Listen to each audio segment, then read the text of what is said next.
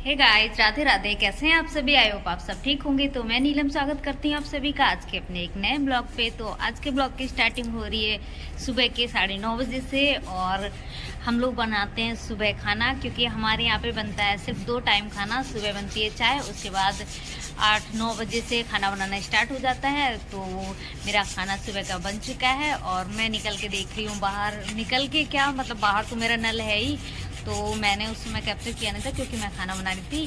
तो अब मैं देख रही हूँ बाहर निकल के, और फिलहाल आप लोगों को भी दिखा रही हूँ कि दिवाली की जो तैयारियां हैं वो तो स्टार्ट हो रही हैं धीरे धीरे। तो उसमें एक काम ये भी शामिल है कि हमारे घर में जो गमला हैं रखे हुए, तो उनकी डेंटिंग पेंटिंग चल रही है। और तो ये हमारे घर के गमले हैं, और इस गमले में पेड़ है बहुत अच्छा सा।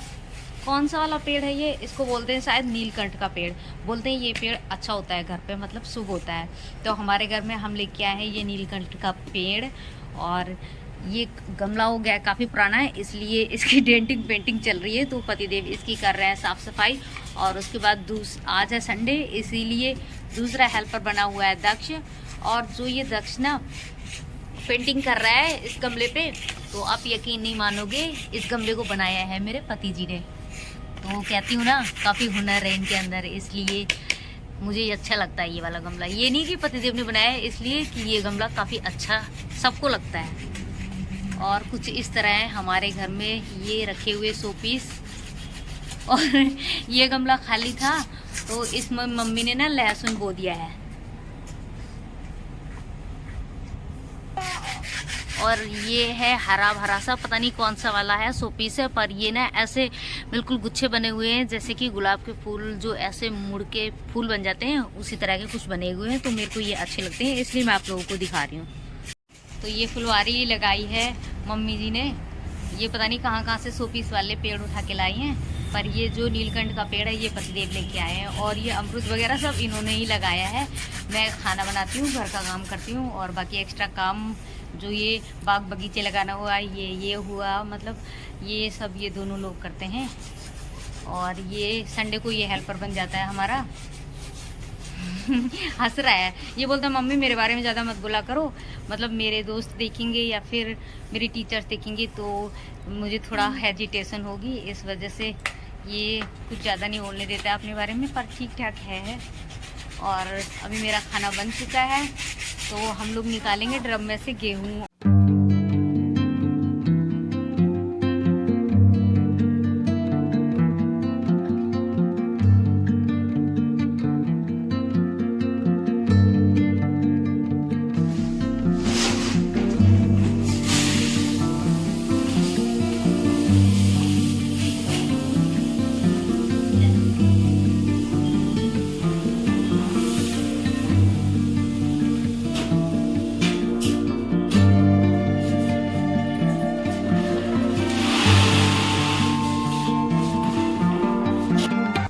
गेहूँ सारा निकल गया है ड्रम में से, हमने निकाल डाला। और बाहर दक्ष कर रहा था सारे गमलों की पुताई, इसी ने की है। तो दिखाती हूँ आप लोगों को कि गमले कितने सुंदर सुंदर लग रहे हैं।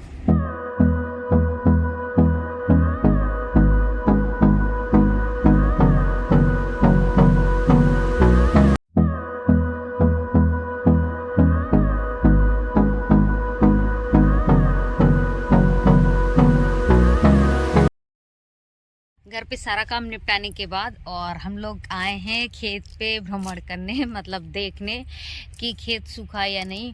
और ये खेत 6 महीने बाद कदम रखा जा रहा है इस खेत पे, क्योंकि पहले वाले ब्लॉग में जिसने देखा होगा उसे पता है कि ये मेरा सबसे बड़ा वाला खेत है। और इसी में न धान हुआ था ना कुछ, पानी पानी हुआ था, तो पानी की वजह से इसमें हम लोगों ने पैर भी नहीं रखा था। और अब कहीं जाके इसका पानी ख़त्म हुआ है। बहुत सोचने विचारने के बाद हम लोगों ने ये फैसला किया है कि हम लोग इसमें बोएंगे लाई, उसके बाद गर्मी वाला धान लगा देंगे, क्योंकि बरसात वाला धान इसमें हो ही नहीं पाएगा, पानी की निकासी है नहीं, इस वजह से नहीं हो पाएगा। तो हम लोग सोच रहे हैं सरसों लगाने के लिए, इसमें सरसों की बिजाई करने के लिए। और मेरी शादी के बाद मेरे खेत में पहली बार सरसों की बिजाई होगी। तो देखते हैं इसकी खेती कैसी होती है, क्योंकि मैंने तो कभी की नहीं है। कैसे सरसों बोया जाएगा, उसके बाद पानी वानी लगता नहीं है, पता नहीं क्या क्या बोल रहे हैं, और फिर कटाई में आफत आने वाली है कैसे काटेंगे। लेकिन नुकसान से तो अच्छा ही है कि इस बार सरसों बो के देखते हैं हम लोग। इसीलिए देखने आए थे कि खेत में जो जुताई करके गए हैं तो पटेला लग पाएगा या नहीं, या फिर थोड़ा और सूखने दें। ये कह रहे हैं कि ज़्यादा गीले खेत में सरसों भी नहीं होती है, और अगर बारिश हो गई उस टाइम पे जनवरी में या फिर दिसंबर में, तब भी नुकसान हो जाएगा, क्योंकि यहाँ से पानी निकलता नहीं है। तो यही देखने के लिए आए थे, देखने के लिए मुझे दिखाने के लिए आए थे कि सूखा है या नहीं, पटेला लगाया जाए या नहीं, वो इसलिए दिखाने के लिए आए थे। ये नहीं कि मुझसे पूछ रहे हैं, बल्कि इसलिए कि मुझे सिखा रहे हैं कि इतने इतने टाइम पे ये काम होता है खेतों में। तो इनकी वजह से काफ़ी कुछ मैंने सीख लिया है खेती करना, तो साथ साथ में तो चल ही देती हूँ। इसलिए हम लोग देख लें खेत में, और अभी डीले डीले में घूम रहे हैं मिट्टी में। तो पतिदेव जा रहे हैं जहाँ खेत का लास्ट है, ये बाउंड्री दिख रही है ब्लू ब्लू, यहाँ तक है। तो मैं पहुंच चुकी हूँ खेत की लास्ट कोने पे, और यहाँ पे आके देखा है तो ये तो बिल्कुल बहुत ही ज़्यादा गीला हो रहा है। और कल तो यहाँ पे ट्रैक्टर भी फंसा दिया था कुछ इस तरह से। तो हम लोग सोच रहे हैं आज तो इसकी जुताई हो नहीं पाएगी, मतलब पटेला लग नहीं पाएगा, इसको सूखने देते हैं एक आध दिन।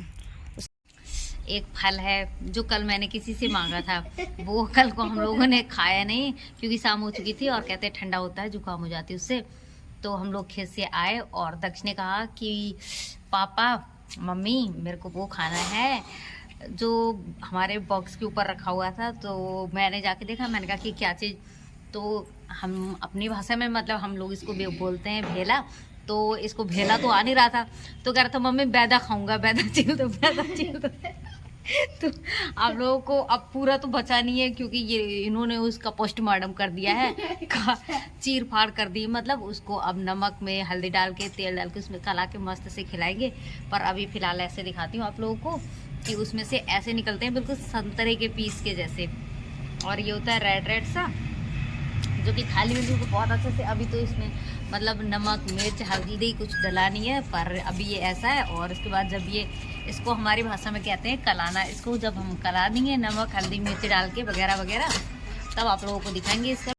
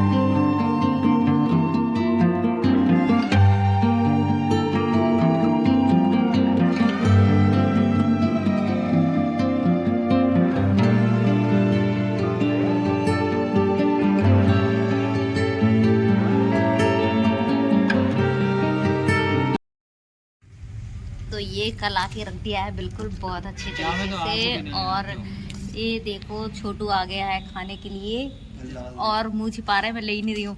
और कटोरी पता है किससे बना रखी है? इससे कटोरी बना रखी, इसमें दे रहे हैं छोटू को।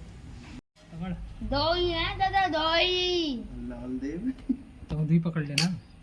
ये क्या पकड़ूंगा मैं तो। और दक्ष भी इसी में खाने के लिए कह रहा है, ये कह रहा है कि मेरा दादा इसी में खाएगा तो मैं भी खाऊंगा इसी में। एक में दे देना। ये भेलपुरी पानी पूरी ओम पूरी बन गई। 50 रुपए निकाल। 1 रुपया ना। चिल्लाओ तो। ए आलू ले ले, भिंडी ले ले।